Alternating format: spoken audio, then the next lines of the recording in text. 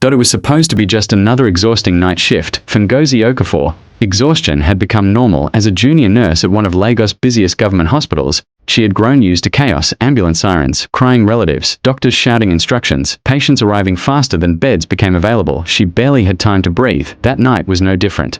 Until the emergency doors burst open, 2 paramedics rushed in with a young man covered in blood. Road traffic accident. One of them shouted. Male. Late 20s. Head injury. Pulse unstable. The emergency team sprang into action. Ngozi grabbed gloves and joined the doctors. BP dropping. Oxygen, prepare for access. Everything happened in seconds. Blood stained the hospital floor. The man's white shirt was almost completely red. His face was bruised beyond recognition. No wallet, no phone, no identification, nothing. He was a complete stranger. As the doctors fought to stabilize him, Ngozi leaned closer to adjust his oxygen mask. Then she heard it, a whisper, barely audible. Chioma. She paused. The man repeated it, Chioma. His lips trembled. Again, Chioma. Ngozi frowned. Who's Chioma? She whispered. There was no response. He slipped back into unconsciousness. Hours passed. The surgery ended just before dawn, against all odds. He survived. The consultant sighed with relief. He's lucky. Another doctor shook his head. Or someone out there is praying very hard. The emergency room slowly became quiet again. Most of the staff went home. But Ngozi stayed. She couldn't explain why. Something about the stranger refused to leave her mind. Before ending her shift, she checked his file. Unknown male. No relatives. No address. No emergency contact. Nothing. Only one note had been added. The patient repeatedly says the name Chioma while unconscious.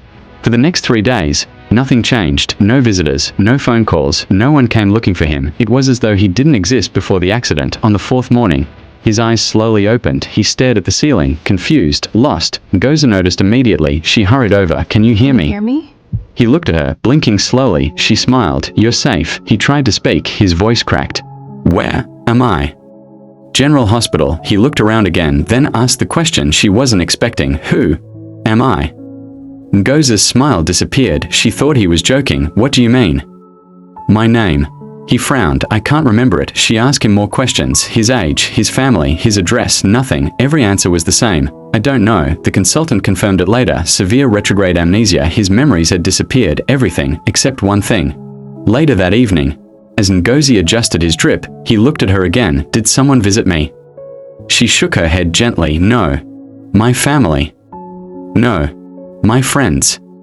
She lowered her eyes. No one. Silence filled the room. Then he whispered, So. I'm alone. Ngozi didn't know what to say because for the first time, she realized he truly was. The next week, she tried everything. Police reports, missing persons records, social media notices. No one claimed him. It was as if the accident hadn't stolen his memory. It had erased him from the world. One evening, as the sun disappeared behind the hospital buildings, he turned to her. If I never remember who I was, can I become someone else? Ngozi stared at him. You'll still be you, he smiled sadly, but I don't know who that is. Can I become someone else? Ngozi stared at him. You'll still be you, he smiled sadly, but I don't know who that is. A long silence followed, then he asked softly, But if I have to start over, will you give me a name? Ngozi laughed nervously.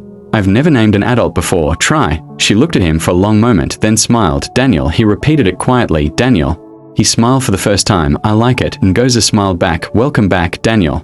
Neither of them noticed the security camera outside the ward or the man in a black hoodie watching from a parked car across the hospital. He made one phone call. They've given him a new name. A voice answered from the other end. Good, let him forget. The line went dead inside the ward.